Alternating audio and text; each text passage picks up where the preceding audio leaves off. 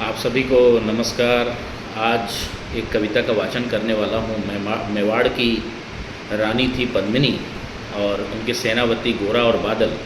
उन्हीं पे पंडित नरेंद्र मिश्र की लिखी हुई एक बहुत सुंदर कविता है, उसका मैं कोशिश करता हूँ वाचन करने का। दोहराता हूँ सुनो रक्त से लिखी हुई कुर्बानी, जिसके कारण मिट्टी भी चंदन है राजस्थानी। रावल रत्न सिंह को छल से कैद किया खिलजी ने, कालजयी मित्रों से मिलकर दगा दिया खिलजी ने। खिलजी का चित्तौड़ दुर्ग में एक संदेशा आया, जिसको सुनकर शक्ति शौर्य पर फिर अंधियारा छाया। 10 दिन के भीतर न पद्मिनी का डोला यदि आया, यदि न रूप की रानी को तुमने दिल्ली पहुंचाया, तो फिर राणा रत्न सिंह का शीश कटा पाओगे। शाही शर्त न मानी तो पीछे पछताओगे। यह दारुण संवाद लहर सा दौड़ गया रण भर में, यह बिजली की तरह क्षितिज से फैल गया अंबर में। महारानी हिल गई, शक्ति का सिंहासन डोला था सतीत्व तो मजबूर जुल्म विजयी स्वर में बोला था। रुष्ट हुए बैठे थे सेनापति गोरा रणधीर, जिनसे रण में भय खाती थी खिलजी की शमशीर। अन्य अनेकों मेवाड़ी योद्धा रण छोड़ गए थे, रत्न सिंह की संधि नीति से नाता तोड़ गए थे। पर रानी ने प्रथम वीर गोरा को खोज निकाला, वन वन भटक रहा था मन में तिरस्कार की ज्वाला। गोरा से पद्मिनी ने खिलजी का पैगाम सुनाया, मगर वीरता का अपमानित ज्वार नहीं मिट पाया। बोला मैं तो बहुत तुच्छ हूँ, राजनीति क्या जानूँ, निर्वासित हूँ, राज मुकुट की हट कैसे पहचानूँ। बोला पद्मिनी समय नहीं है वीर क्रोध करने का, अगर धरा की आन मिट गई घाव नहीं भरने का। दिल्ली गई पद्मिनी तो पीछे पछताओगे, जीते जी राजपूती कुल को दाग लगा जाओगे। राणा ने जो कहा किया वो माफ़ करो सेनानी, यह कहकर गोरा के कदमों पर झुकी पद्मिनी रानी। यह क्या करती हो गोरा पीछे हट बोला, और राजपूती गरिमा का फिर धधक उठा था सोला। महारानी हो तुम सिसोदिया कुल की जगदम्बा हो, प्राण प्रतिष्ठा एक लिंग की ज्योति अग्निगंधा हो। जब तक गोरा के कंधों पर दुर्जय शीस रहेगा, महाकाल से भी राणा का मस्तक नहीं कटेगा। तुम निश्चिंत रहो महलों में देखो समर भवानी, और खिलजी देखेगा केसरिया तलवारों का पानी। राणा के सकुशल आने तक गोरा नहीं मरेगा, एक पहर तक सर कटने पर धड़ युद्ध करेगा। एक लिंग की शपथ महाराणा वापस आएंगे, महाप्रलय के घोर प्रबंजन भी न रोक पाएंगे।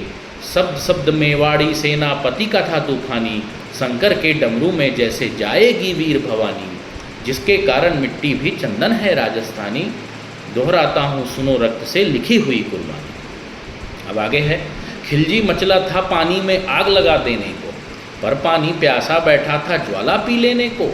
गोरा का आदेश हुआ सज गए 700 डोले, और बांकुरे बदल से गोरा सेनापति बोले। खबर भेज दो खिलजी पर पद्मिनी स्वयं आती हैं, अन्य 700 सखियाँ भी वो साथ लिए आती हैं। स्वयं पद्मिनी ने बादल का कुमकुम तिलक किया था, दिल पर पत्थर रखकर भीगी आँखों से विदा किया था।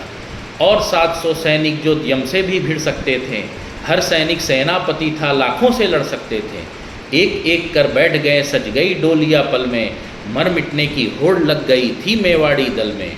हर डोली में एक वीर था चार उठाने वाले, पांचों ही शंकर के गण की तरह समर मत वाले। बजा कूच का शंख सैनिकों ने जयकार लगाई, हर हर महादेव की धनु से देश 10 दिशा लहराई। गोरा बादल के अंतस में जगी ज्योत की रेखा, मातृभूमि चित्तौड़ दुर्ग को फिर भी जर कर देखा। कर अंतिम प्रणाम चढ़े घोड़ों पर सुबट अभिमानी, देशभक्ति की निकल पड़े लिखने वो अमर कहानी। जिसके कारण मिट्टी भी चंदन है राजस्थानी, दोहराता हूँ सुनो रक्त से लिखी हुई कुर्बानी। जा पहुँची डोलियाँ एक दिन खिलजी के सरहद में, उधर दूत भी जा पहुँचा खिलजी के रंग महल में। बोला सहंसा पद्मिनी मल्लिका बनने आई हैं, रानी अपने साथ हुस्न की कलियां भी लाई हैं। एक मगर फरियाद उसकी फ़कत पूरी करवा दो, राणा रत्न सिंह से एक बार मिलवा दो। खिलजी उछल पड़ा कह फौरन यह हुक्म दिया था, बड़े शौक से मिलने का शाही फरमान किया था। वह शाही फरमान दूत ने गोरा तक पहुँचाया, गोरा झूम उठा उस क्षण बादल को पास बुलाया। बोले बेटा वक्त आ गया अब कट मरने का, मातृभूमि मेवाड़ धरा का दूत सफल करने का।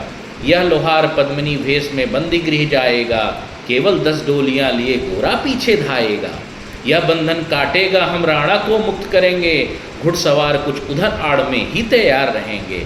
जैसे ही राणा आए वो सब आंधी बन जाएं, और उन्हें चित्तौड़ दुर्ग पर वो सकुशल पहुँचाएँ। अगर भेद खुल जाए वीर तो पल की देर न करना, और शाही सेना आ पहुँचे तो फिर बढ़कर रण करना। राणा जाए जिधर शत्रु को उधर न बढ़ने देना, और एक यवन को भी उस पथ पाँव न धरने देना। मेरे लाल लाडले बादल आन न जाने पाए, तिल तिल कट मरना मेवाड़ी मान न जाने पाए। ऐसा ही होगा काका, राजपूती अमर रहेगी, बादल की मिट्टी में भी गौरव की गंध रहेगी। तो फिर अब आ बेटा बादल, सीने से तुझे लगा लूँ, हो न सके शायद अब मिलन, अंतिम लाड़ लड़ा लूँ। यह कह बाहों में भरकर बादल को गले लगाया, धरती कांप गई अंबर का अंतस मन भर आया।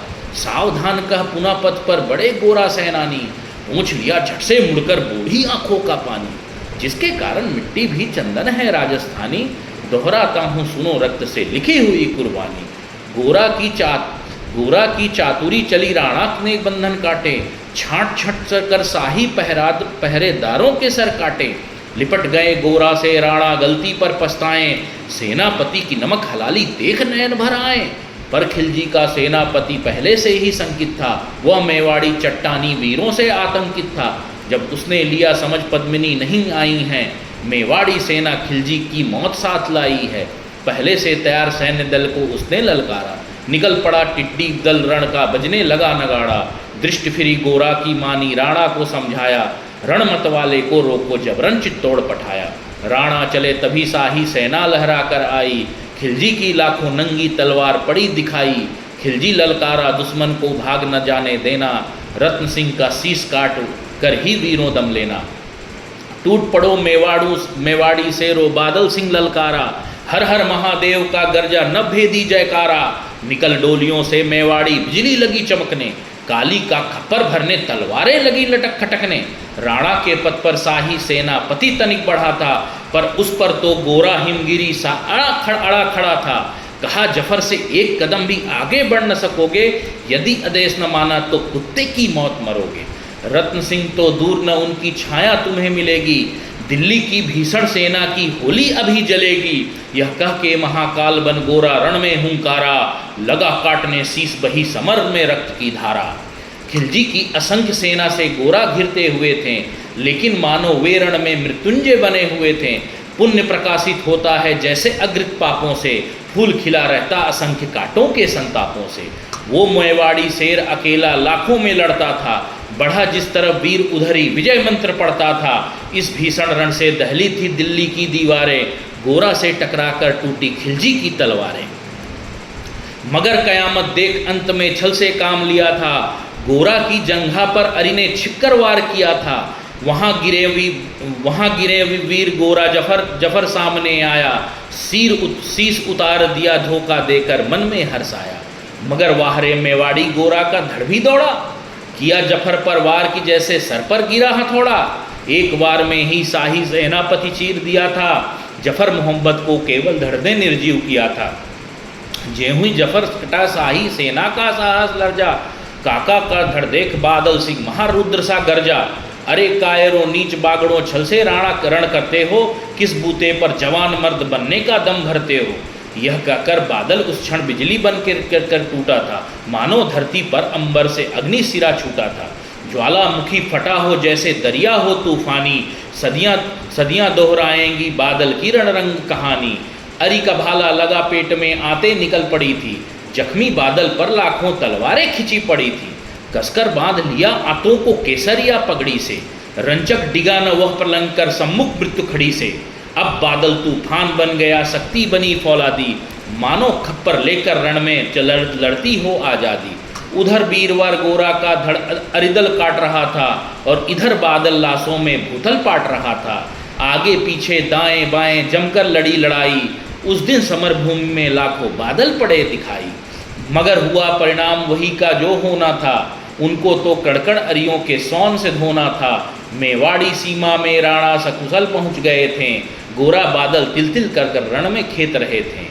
एक एक कर मिटे सभी मेवाड़ी वीर सिपाही, रत्न सिंह पर लेकिन रंचक आँच न आने पाई। गोरा बादल के सौ पर भारत माता रोई थी, उसने अपनी दो प्यारी ज्वलंत मणियाँ खोई थी। धन्य धरा मेवाड़ धन्य गोरा बादल बलिदानी, जिनके बल से रहा पद्मिनी का सत्य अभिमानी। जिसके कारण मिट्टी भी चंदन है राजस्थानी, दोहराता हूँ सुनो रक्त से लिखी हुई कुर्बानी, दोहराता हूँ रक्त से सुनो रक्त से लिखी हुई कुर्बानी, जिसके कारण मिट्टी भी चंदन है राजस्थानी। धन्यवाद। भारत माता की जय। वंदे मातरम।